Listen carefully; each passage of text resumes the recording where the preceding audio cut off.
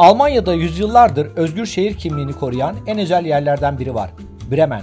Hem bir masal şehri hem de yüzyıllar boyunca kendi ticaretini ve yönetimini büyük ölçüde belirlemiş eski bir Hansa kenti.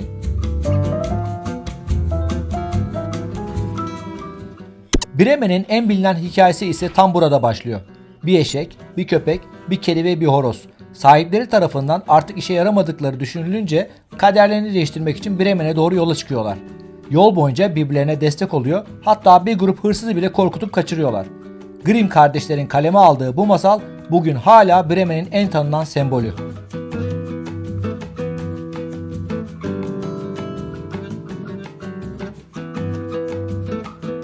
Karşınızdaki dev heykel Roland.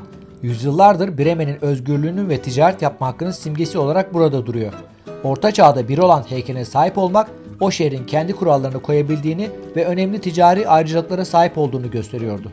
Yaklaşık 600 yıldır ayakta kalan bu anıt, hemen arkasındaki görkemli belediye binası ile birlikte 2004 yılından bu yana UNESCO Dünya Mirası listesine yer alıyor.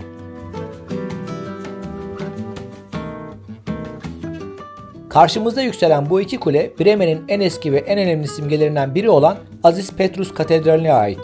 Hemen yanındaki görkemli yapı ise Schütting. Yüzyıllar boyunca Bremen'in tüccarlarının bir araya geldiği bu lonca binası, şehrin ticaretle büyüyen tarihin en önemli tanıklarından biri.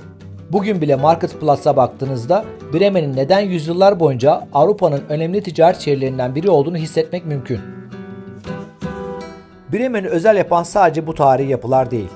Bu şehirde yürürken yüzyıllardır neredeyse hiç değişmemiş sokakların arasında dolaşıyorsunuz. Bir zamanlar Avrupa'nın dört bir yanından gelen tüccarlar bu taş yolları kullanıyor, mallarını Marktplatz'a taşıyordu. Bugün ise aynı sokaklarda kafeler, küçük dükkanlar ve tarihi binalar yan yana duruyor. İşte Bremen'in en güzel yanı da bu. Geçmişi müzelerde saklamak yerine günlük hayatın bir parçası olarak yaşamaya devam etmesi.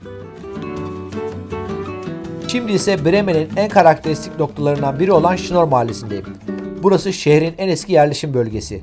15. ve 16. yüzyıldan kalma dar evleri ve taş sokaklarıyla Bremen'in Orta Çağ'dan günümüze ulaşan en iyi korunmuş köşelerinden biri. İlginç olan ise 20. yüzyılın ortalarında yapılan restorasyon çalışmaları sayesinde yıkılmaktan kurtulmuş olması. Bugün ise sanat galerileri, kafeler ve küçük dükkanlarla şehrin en keyifli yürüyüş rotalarından biri haline gelmiş durumda.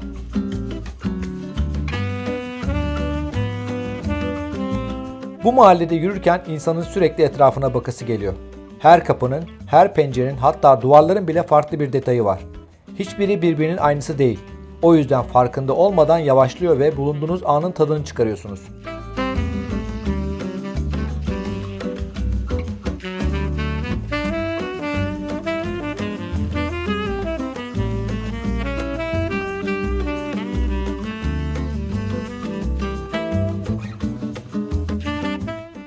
Bremen sadece tarihiyle değil, sanat ve müzikle yaşayan bir şehir. Özellikle yaz aylarında meydanlarda ve dar sokaklarda sokak müzisyenlerine, dans gösterilerine ve çeşitli performanslara sıkça rastlayabilirsiniz. Tarihi atmosferle canlı sanatın iç içe geçtiği bu sokaklar şehre bambaşka bir enerji katıyor.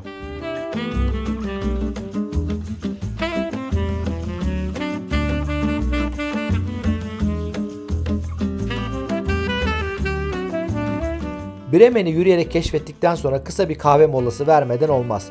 Şehrin en güzel yanlarından biri de bu. Nereye dönerseniz dönün, tarihi binaların arasında küçük ve sıcak kafeler karşınıza çıkıyor.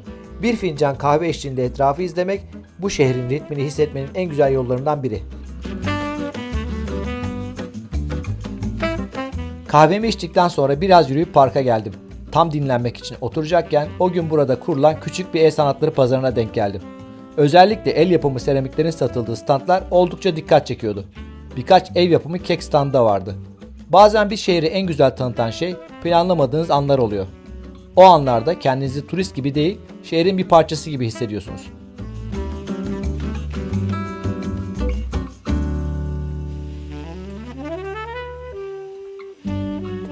Bremen'de beni en çok şaşırtan şeylerden biri de insanların park kültürü oldu. Hava güneşli olduğu anda herkes dışarı çıkıyor. Çimlere oturup saatlerce vakit geçirmek burada oldukça normal. Şehri gezerken bu rahat atmosferi her köşede hissetmek mümkün. Bremen belki Almanya'nın en çok konuşulan şehirlerinden biri değil. Ama tarihi sokakları, sanatla iç içe atmosferi ve sakin yaşam tarzıyla insana kendine kısa sürede sevdiren bir şehir. Bir gün yolunuz buraya düşerse sadece turistik noktaları gezmekle yetinmeyin. Dar sokaklarında kaybolun, bir kafede mola verin ve şehrin temposunu biraz olsun yaşamaya çalışın.